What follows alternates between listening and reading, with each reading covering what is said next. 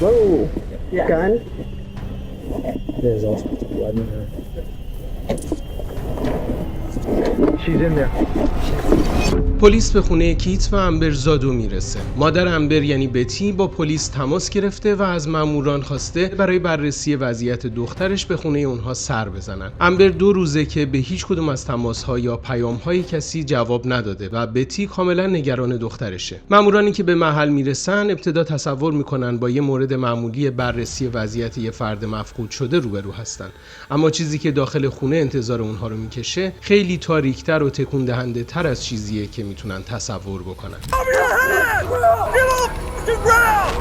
وقتی پلیس به خونه میرسه با صحنه عجیب روبرو میشه. فقط بچه‌های کیت و امبر در خونه هستن. اونها به ماموران توضیح میدن پدر و مادرشون خونه نیستن و نمیدونن چه زمانی برمیگردن. بنابراین با بتی، همون زنی که با پلیس تماس گرفته، تماس میگیرن تا شاید بتونه جزئیات بیشتری به پلیس ارائه بده. مامور از بتی میپرسه چه نسبتی با خانواده داره و بتی توضیح میده که مادر اون دختر گم شده و مادر بزرگ بچه هاست. اون توضیح میده که امبر یعنی دخترش بدون برداشتن خودروی خودش از خونه بیرون رفته. تلفن همراه، کارت بانکی و وسایل مهم خودش رو هم از خونه بیرون نبرده. کمی بعد بتی و همسرش رونالد خودشون رو به خونه امبر میرسونن تا با پلیس صحبت بکنن. بتی میگه آخرین بار شنبه بعد از ظهر امبر رو دیده. قرار بوده بچه‌ها آخر هفته رو پیش پدر بزرگ و مادر بزرگشون بمونن. به گفته بتی اون زمان همه چیز عادی به نظر میرسیده و هیچ نشونه‌ای از درگیری یا مشکل خاصی وجود نداشته. به همین دلیل ناپدید شدن ناگهانی اون برای بتی عجیبه. امبر معمولاً بچه‌ها رو رها نمی‌کرده و بدون اینکه به خانواده‌اش خبر بده ناپدید نمی‌شده. اما بتی چیزی رو به ماموران نشون میده که ماجرا رو نگران کننده تر می‌کنه. یه یادداشت که به نظر میرسه امبر برای پایان دادن به زندگی خودش نوشته. در این یادداشت امبر خودش رو سرزنش میکنه. میگه لیاقت تمام افکار و احساسات بدی رو که دیگران درباره اون دارند رو داره. نوشته که همیشه چنین افکاری در ذهن خودش بوده. اون همچنین از مادرش خواسته که بعد از مرگش مادرش هویت جسد اون رو شناسایی بکنه و در پایان مینویسه بدون اون همه وضعیت بهتری خواهند داشت. در نگاه اول یادداشت شبیه نامه‌ای تلخ و احساسی برای خداحافظیه.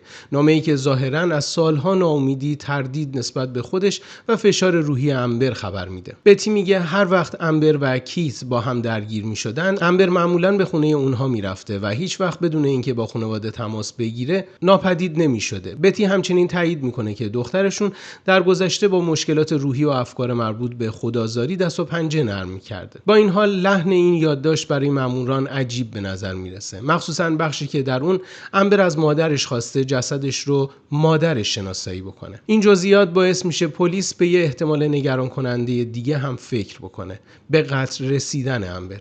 شاید این یادداشت اون چیزی نباشه که در نگاه اول به نظر میرسه.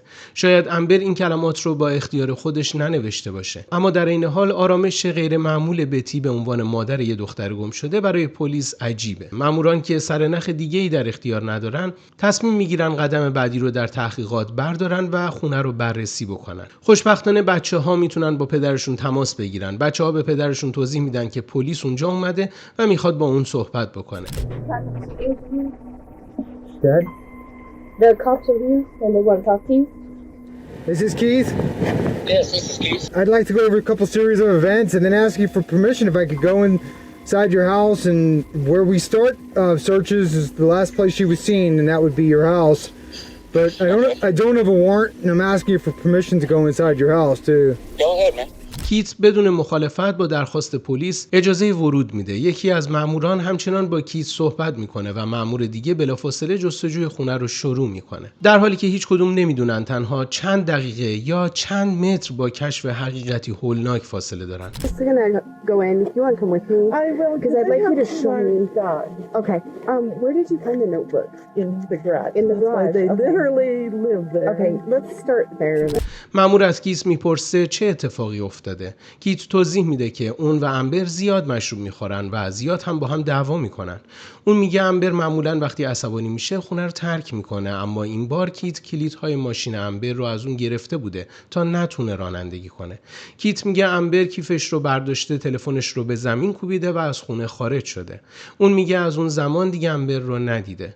وقتی مامور از اون میپرسه آیا خودت با چشمای خودت خروج امبر از خونه رو دیدی یا فقط تصور میکنی که اون خونه رو ترک کرده، جواب میده که مطمئن نیست. اون میگه از امبر خواسته روی کاناپه بمونه و کمی بیشتر با هم صحبت بکنن. بعد به اون گفته اگه میخواد همونجا روی کاناپه بخوابه و خودش هم به اتاق رفته. کیت توضیح میده حدود ساعت 2 یا 3 صبح خوابش برده و فردا حدود ساعت 9 یا 10 صبح از خواب بیدار شده. نامه ای رو روی میز جلوی کاناپه دیده. مأمور از کیت میپرسه آیا امبر قبلا هم تهدید کرده بوده که به خودش آسیب برسونه؟ کیت جواب میده بله.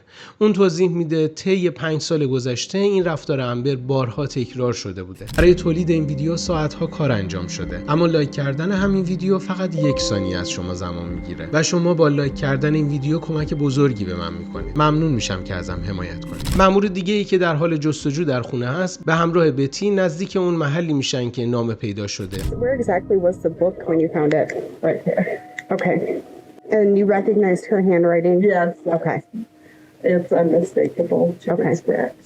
مأموری که هنوز داره با کیت صحبت میکنه از اون میپرسه آیا درگیری اونها فقط لفظی بوده یا کار به خشونت فیزیکی هم کشیده. کیت اعتراف میکنه که اونها چند بار با هم درگیری فیزیکی داشتن. کیت تایید میکنه که اونها دعواهای لفظی زیادی با هم انجام دادن، اما در مورد این مورد خاص نمیتونم تایید بکنم که ما با هم درگیر شدیم یا نه، چون بسیار مست بودیم. تنها چیزی که اون رو نگران کرده اینه که امبر معمولا وقتی خونه رو ترک میکرده در نهایت به خونه مادرش میرفته، اما این بار هیچ کس نمیدونه اون کجاست. ماموران جستجوی خونه رو ادامه میدن. اونها در حال بررسی بخش‌های مختلف خونه هستن و به وسایلی میرسن که باید باز بشن و بررسی بشن. همزمان رفتار ماموران نشون میده چیزی درست به نظرشون نمیرسه. اونها نمیخوان خانواده رو نگران کنن، اما هر دو مامور متوجه بوی مشخصی شدن که در فضای خونه کاملا احساس میشه. بوی تجزیه جسد.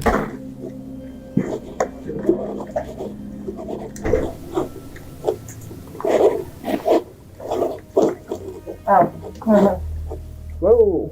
Yeah. Gun? Oh.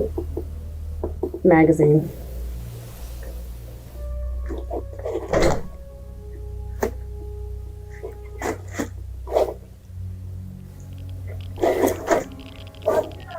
We'll have you stay inside, please.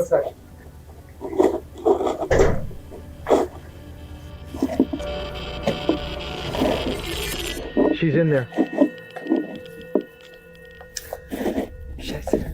داخل این سطل زباله‌ای که در گاراژ می‌بینیم یه اسلحه قرار داره و زیر اون جسد در حال تجزیه امبر پیدا میشه. امبر با اصابت گلوله به سرش کشته شده و جسدش همراه با زباله‌ها داخل این سطل رها شده. But when I searched the house, my fear was, something funky. I looked in that trash bin. Okay. There was nothing in it. Well, when was that? When did? I was here about 9 a.m. Okay. There was not, I would have noticed that. Okay. The top was the carpets, and because of the smell, I literally همین موضوع یه سوال مهم ایجاد میکنه. چه زمانی جسد امبر داخل این سطل قرار گرفته؟ در این مرحله چند نفر همچنان مورد ظن پلیس هستن، حتی مادر امبر و فرزندان خودش. برای روشن شدن ماجرا نزدیکترین اعضای خانواده امبر به اداره پلیس منتقل میشن تا از اونها بازجویی بشه. کارآگاهان میخوان درباره انگیزه احتمالی هر کدوم از اعضای این خانواده و اعتبار گفته‌هاشون و رازهای احتمالی که دارن پنهان میکنن اطلاعات بیشتری به دست بیارن. اولین نفر رونالد پدر امبره. I don't want to falsely alarm you, but I also believe in being as honest as we can with loved ones.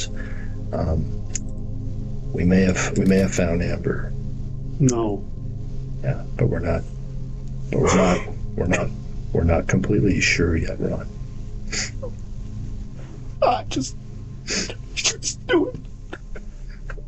Just do it. کارآگاه از رونالد میپرسه آیا دلیلی وجود داره که کیت به امبر آسیب زده باشه؟ رونالد میگه نمیدونه. کارآگاه از اون میپرسه اگه کیت عمدن یا حتی به طور تصادفی به امبر آسیب میزده، آیا امبر از اون محافظت میکرده و به کسی چیزی نمیگفته؟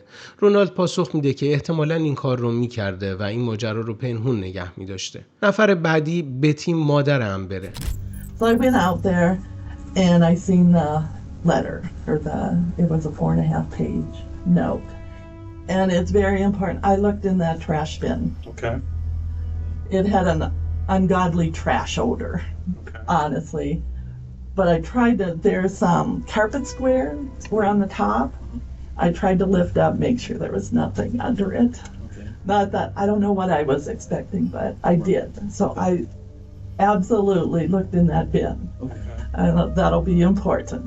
And didn't see anything, and I went out. بتی تاکید میکنه که کاملا داخل سطل رو نگاه کرده و هیچ چیزی ندیده. در ادامه کاراگاهان با یکی از فرزندان امبر صحبت میکنن. اون از فرزند امبر درباره دعواهای پدر و مادرش سوال میکنه. فرزند امبر توضیح میده که مادرش به پدرش خیانت میکرده و اون توضیح میده که پدرش مدارکی هم درباره خیانت مادرش داشته و همین موضوع باعث درگیری همیشه اونها بوده. بتی همچنان اصرار داره که صبح همون روز سطل زباله رو بررسی کرده و نه اسلحه و نه جسد امبر رو داخل اون سطل ندیده. این موضوع باعث میشه اظهارات بتی برای کاراگاهان مشکوک‌تر باشه. فرزندان امبر هم توضیح میدن که آخر هفته رو در خونه پدر بزرگ و مادر بزرگشون گذروندن. با این حال آرامش غیر معمول یکی از اونها و آگاهی دقیقش از روابط بی‌ثبات پدر و مادرش برای کاراگاهان سوالهایی رو ایجاد میکنه. بعد از اتمام مصاحبه ها کاراگاهان آماده میشن تا به دنبال کیت بگردن. تنها قطعه مهمی که هنوز در این پرونده پیدا نشده. اما درست قبل از اینکه این کار رو شروع بکنن خبر مهمی دریافت میشه. خبر از طرف خواهر کیته. سوزان راس با پلیس تماس گرفته و توضیح داده که کیت چند ساعت قبل به خونه اون اومده و چیزی که کیت به خواهرش گفته سرانجام حقیقت هولناک پشت قتل امبر رو آشکار میکنه. I saw my brother park up there and so I got the dogs out and I didn't know the front door was open and he just came in and I seen it on his face and he goes, you know I don't hate you. That was the first thing out of his mouth and I said, I know, I love you, you're my best friend. Okay. And then I said, it's Amber that's trying to keep us apart. Okay. And he just looked at me and started crying and I said, oh my God, what'd you do? Okay. And I asked him if Amber was okay. And then he looked at me and he said, you know what, I don't remember anything. Okay. I just remember waking up and seeing her on the ground. Okay. سوزان از اون خواسته توضیح بده چه اتفاقی افتاده. کیت گفته اون و امبر تمام شب رو مشروب خورده بودن و به خاطر عقب افتادن پرداخت اقساط خونه با هم درگیر شده بودن. اون گفته کیت نامه بانک رو باز کرده بوده و متوجه شده بوده که به زودی خونه اونها توقیف میشه. به گفته کیت امبر اسلحه رو بیرون آورده و با اون به کیت ضربه زده بوده. کیت گفته اسلحه رو از امبر گرفته و بعد همه چیز خیلی سریع اتفاق افتاده. اون گفته یه لحظه چشماش رو بسته و وقتی دوباره اونها رو باز کرده امبر نقش زمین شده بوده. اظهارات سوزان همه چیز رو روشن میکنه. کیت خودش اعتراف کرده بوده که بعد از یه مستی شدید امبر رو مرده پیدا کرده و به وقوع یه درگیری خشونت‌آمیز بین خودشون اعتراف کرده بوده. حالا برای کارگاهان روشن‌تر از همیشه است که کیت زادو در مرکز قتل امبر قرار داره. وقت اون رسیده که اون رو پیدا بکنن.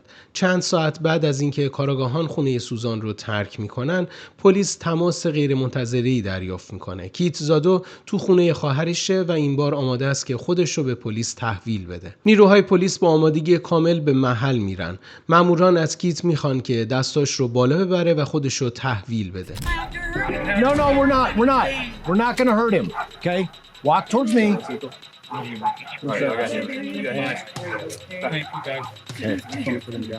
No. Just keep walking. Walk towards this guy. Very good. You're good, man. Very good. Very good. Very good. Right here. There you go. Sit right there, man. Yes, sir. اون بلافاصله بازداشت و به طور رسمی به قتل همسرش امبر متهم میشه. کیت بعدها اعتراف میکنه که اواخر شب شنبه امبر رو کشته. اون ادعا میکنه در جریان یه دعوای ناشی از مستی شدید که به دلیل مسائل مالی و خیانت شکل گرفته بوده، اسلحه به طور تصادفی شلیک کرده. با این حال کیت همچنان اصرار داره که به یاد نمیاره چطور جسد امبر داخل سطل زباله رفته. در نهایت دادگاه برگزار میشه و کیت زادو به جرم قتل درجه 1 مجرم شناخته میشه و به حبس ابد بدون امکان آزادی مشروط محکوم میشه. آخر چند تا از ویدیوها من در مورد آثار مخرب مصرف مشروبات الکلی یا مواد مخدر صحبت کردم و یکی دو تا از عزیزان اومدن کامنت گذاشتن در مورد این که چرا فقط در مورد این موضوع صحبت میکنی و اینقدر هایلایت میکنی این ماجرا رو. باور کنید که مصرف مواد مخدر و همینطور مشروبات الکلی یکی از مهمترین و بولدترین و رتبه دارترین دلایل وقوع جنایت‌های مختلف در تمام دنیاست امروز و واقعا نمیشه چیزی گفت غیر از این که آرزو بکنیم که این ماجرا در جوامع انسانی کمتر بشه. به بچه هامون از سنین پایین یاد بدیم که این کار انجام ندن، ازشون دوری بکنن، از این دو موضوع دوری بکنیم. و خودم هم دوست ندارم که آخر ویدیوها شبیه هم باشه یا حرفای تکراری بزنم، اما این که در مورد این موضوع به هم دیگه نهیب بزنیم تو جامعه و سعی بکنیم که جلوی این اتفاق و گسترشش رو بگیریم و اون رو محدود کنیم و به اون افرادی که دچار مصرف هستن کمک بکنیم، نیازهاشون رو بسنجیم و به دادشون برسیم، فکر میکنم که میتونه ما رو به داشتن و زندگی کردن و نمو در یک جامعه سلامت‌تر، خوشبخت‌تر و عاری از مشکلات و جنایات مختلف برسونه. خیلی متشکرم که تا انتهای ویدیو با من همراه بودید. بدونید که کامنت هایی که برای من میذارید بسیار برام ارزشمنده. با دقت میخونم، با لذت جواب میدم و متشکرم که حمایت میکنید از این کانال و برای همه شما و همه عزیزانتون در هر کجای عالم که هستید مثل همیشه آرزوی سلامتی، خوشبختی و زندگی پر از امنیت و آسایش دارم.